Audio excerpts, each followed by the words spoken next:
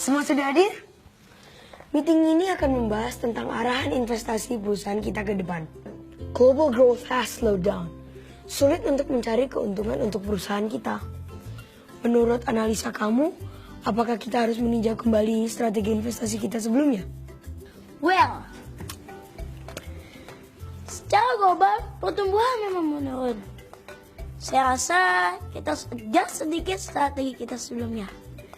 Kita lihat saja nih, productivity and population growth melambat.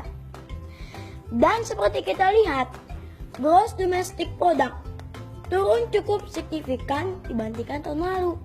Tapi kalau kita melihat gains di equity dan bond market di dunia, kayaknya liquidity masih sangat flush dan investor risk appetite masih sangat tinggi. Dan juga melambatnya pertumbuhan ekonomi is not necessarily a bad things. Yang penting pendapatan per individu bukan total. Bila pendapatan per kapita naik, hal ini sebenarnya good for everybody.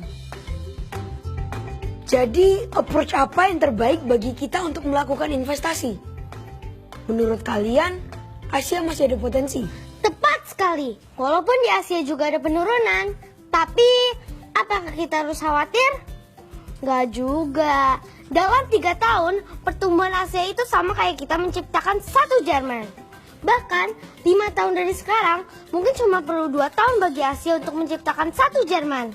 Lihat nih, Asia masih tumbuh 5% per tahun dibandingkan dengan Amerika yang hanya 2%, Eropa 1,5%, dan Jepang yang hampir tidak tumbuh sama sekali.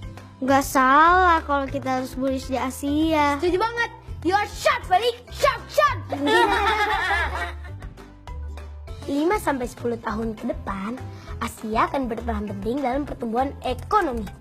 Kita lihat saja jumlah uang nominal yang disumbangkan oleh Asia kepada ekonomi global itu, setara dengan 2 kali lipat jumlah dari Amerika. Selain India dan Filipina, saya rekomendasikan Indonesia untuk berinvestasi. Populasinya masih sangat muda dan terus bertumbuh. The capacity is still huge. Bagus banget for long term. Coba aja kita ingat, waktu episode dapat terms di tahun 2013 lalu. Hanya 1 dari 5 investor yang keluar dari pasar obligasi pemerintah. Intinya, 80% dari bond investor yang mempunyai fokus long term tetap confident sama potensi Indonesia. Sektor apa ya yang kira-kira menjanjikan? Infrastruktur sepertinya masih yang terbaik ya. Karena itu fokus dari pemerintah. Iya benar. Sektor lain juga ya. Dan berhubungan dengan konsumen. Healthcare masih banyak ya potensial. Ya, mari kita berinvestasi di negeri sendiri. Setuju.